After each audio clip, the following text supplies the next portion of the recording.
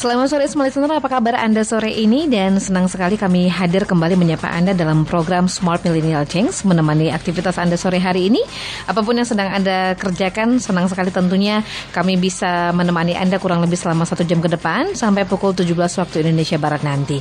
Dan seperti biasa, semua listener, kami ajak Anda juga bergabung dalam perbincangan ini melalui WhatsApp di 0811671018 ya. Anda boleh bergabung, nanti kirimkan opini, pengalaman atau juga komentar Anda terkait dengan topik kita sore hari ini. Yang pasti kita sudah bersama dengan narasumber tetap kita dalam program ini, bersama dengan Pak Darwin, Eskom, Mkom, CPS. Beliau merupakan manajemen representatif dari Rada Time dan juga dosen dari Microskill ya. Dan sore hari ini kita juga memiliki topik yang cukup menarik, smart listener, dalam program Smart Millennial Change. Saya begitu tahu dari Pak Darwin ini topiknya, saya sedikit berpikir ini pasti hitung-hitungan nih. Hidup sama dengan matematika, dan ini yang akan kita bahas sore hari ini bersama dengan Pak Darwin. Kita sapa dulu Pak Darwin. Selamat sore Pak Darwin. Luar biasa. Luar biasa ya. Saya begitu tahu topik ini dari Bapak langsung mikir apakah ini hitung-hitungan ya. Kalau hitung-hitungan bingung kita ya di sini. Karena sejujurnya saya sedikit lemah mengingat angka, Pak. Angka saya agak susah ngapal nomor handphone yang kaitannya dengan angka gitu. Ya kan? Ada kan orang-orang tipe seperti ya Pak ya. Tapi kalau misalnya dia tulisan, gambar, nah itu visual, ini lebih bisa gampang mengingatnya gitu. Tapi berkaitan dengan topik ini, dalam program ini Pak Darwin, hidup sama dengan matematika, ini maksudnya seperti apa sih Pak? Kebetulan dulunya saya adalah seorang pencinta matematika. Oh, kita opposite ya. Jadi dari dasar sana, itulah ilmu dasar saya sehingga membekali saya untuk mempelajari beberapa bidang ilmu. Jadi kalau ini sebelum saya masuk ke hidup ya, pengantar dulu mengenai matematika itu manfaatnya apa sih?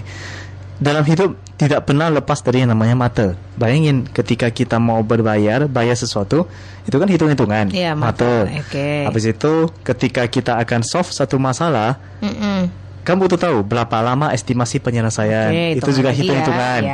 Kemudian ketika kita bertransaksi, maksudnya buat bisnis, itu juga kita harus hitung-hitungan. Kalau nggak ada hitung, gimana kita bisa proyeksikan kapan balik modal. Nah, dari sanalah kalau dikaitkan kepada hidup, nah hidup ini ya agak susah lah ya kita definisikan. Menurut Mbak, apa sih arti hidup itu? Hidup itu kita isi dengan kegiatan yang bermakna. Lebih kepada kita punya dampak deh untuk orang lain gitu sih Pak. Mungkin secara sederhananya ya. Itu sederhananya.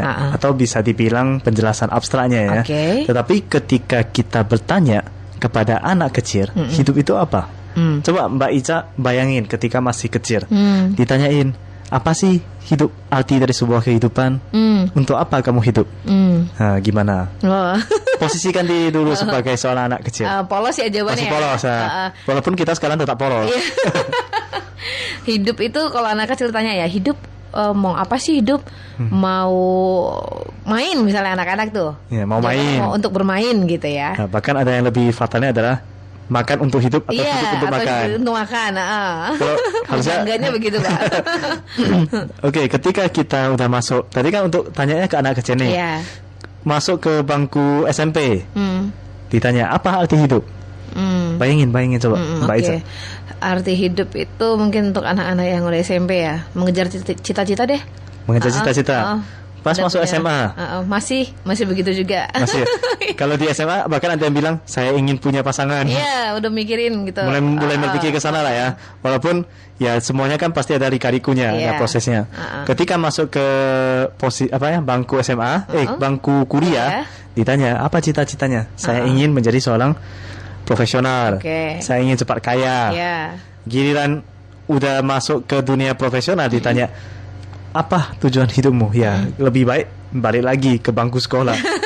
Karena masa-masa yang paling indah itu adalah ketika masih sekolah. Ya, itu benar. Bebannya mungkin ya Pak ya. Bebannya. Jadi padahal kalau kita pikirkan secara konsistensi, dari kecil, bahkan waktu kecil saya pengen cepat dewasa. Iya kan? Pada saat sudah dewasa, saya ingin balik lagi ke masa kecil. Nah, disinilah adalah pemikiran seseorang itu terus berubah. Tidak, memang walaupun dibalik konsistensi itu ada perubahan, yang bisa kita lakukan adalah tetap menjaga konsistensi. Ini masalah waktu itu kan nggak mungkin kita balik lagi. Kalau saya sendiri, kalau masalah ditanya apa arti hidup, sama waktu SD, SMP, SMA saya dengan Mbak Ica jawabannya kurang lebih sama. Tetapi pada saat saya mulai masuk ke bangku kuliah, goal saya itu adalah menjadi dosen. Oke, tercapai. Setelah tercapai, apakah di sana udah penyelesaian, udah selesai tujuan hidup saya? Enggak. Saya mulai buat tujuan hidup yang baru, yaitu saya ingin menjadi seorang profesional. Ingin punya di jabatan manajemen ataupun leader. Nah, setelah tercapai, saya ingin lebih. Lebihnya adalah saya ingin mengaplikasikan apa ilmu yang sudah saya dapatkan ke lingkungan, ke lingkungan sekitar, baik itu keluarga, akademis ataupun ke profesional. Nah, setelahnya saya berpikir lagi, saya ingin lebih. Nah, ini bukan masalah ketamakan, tetapi memang ya beginilah hidup. Kita harus terus mengharapkan sesuatu yang lebih. Tetapi lebih yang dengan notabene sanggup kita capai. Terukur ya Pak. Terukur, nah, teratur, terus terukur dan terukur. Jadi bagaimana nih dalam prosesnya meraih apa yang kita mau? Karena dinamika kehidupan itu kan berubah-ubah nih. Kadang kita semangat, kadang kita down. Saya yakin tidak ada satu orang pun yang selama 24 jam seumur hidup itu dia terus on fire. Kok bisa sama ya kata kita ya? On fire itu sebenarnya mustahil. Karena manusia itu ya sama-sama makan, sama-sama minum, sama-sama beraktivitas, sama-sama ingin santai. Nah, di sanalah semua manusia itu kan sebenarnya sama. Ya, pasti di belakang itu apa sih yang memotivasi mereka supaya tetap on fire. Itulah karena fokusnya adalah kepada hasil, bukan kepada progres. Kalau orang terlalu pada progres, kali ini saya berhasil nih mencapainya, saya senang. Oke, so what? Karena kalau sekarang kita senang, ingat hari besok ada orang yang lebih maju lagi. Jangankan besok, bisa jadi 1 jam ada orang yang lebih pintar dari kita. Karena saya ambil contoh kalau di dunia akademis, kan ada istilah membuat jurnal internasional. Apa yang kita pikirkan, teknik saya, metode saya itu sesuatu yang baru nih, yang benar-benar solving problem. Ternyata ada yang lebih jago ya Pak? Begitu dibuka kita browsing, ada yang lebih hebat dari kita. Mulai kita down. Karena pada saat saya menyelesaikan S2 saya, pengerjaan tesis, itu sama. Saya mulai dari berpikir, kayaknya saya harus selesaikan masalah ini.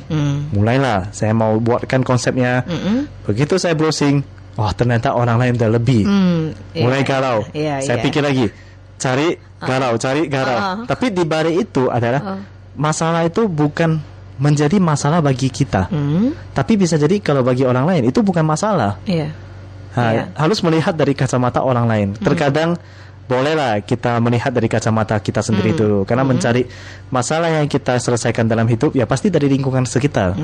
Tetapi kita harus diskusi juga ke orang lain. Nah, itu jadi kalau makanya dalam hidup nggak mungkin kita bisa hidup sendiri. Kalau bisa pun itu udah hebat kali. Nggak mungkin ya Pak ya. Nggak mungkin. Karena kita makhluk sosial itu pada dasarnya. Makhluk sosial. Kita ambil contoh pada saat kita masih sekolah, ada pembagian rapor.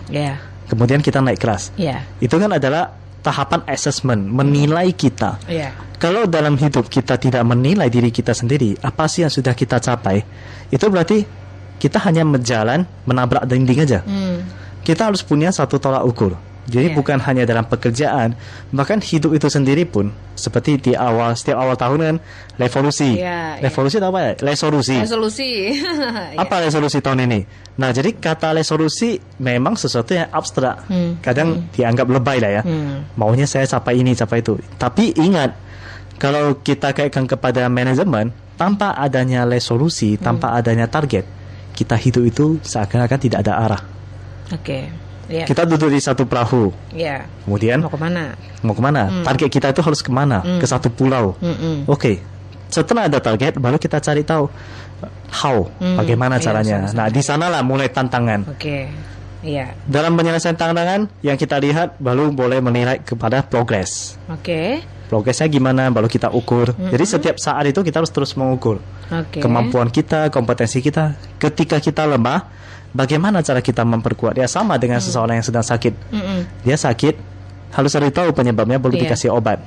Kalau COVID coba, COVID kita kasih makan obat sakit kepala kan agak konyol juga. Benar-benar. Nah, jadi semuanya itu harus ada sesuatu yang bisa diukur. Oke. Mungkin lebih ke arah itu arti matematika itu ya, Pak? Belum, ini masih hidup. Oke, ini masih hidup. Masih panjang nih perjalanannya. Oke, tapi kita break dulu, Pak. Nanti kita akan bahas di segmen kedua ya, Smart Listener. Kami masih akan kembali untuk Anda dalam program Smart Millennial Change. Sesaat lagi usai jeda, tetap pastikan Anda bersama kami.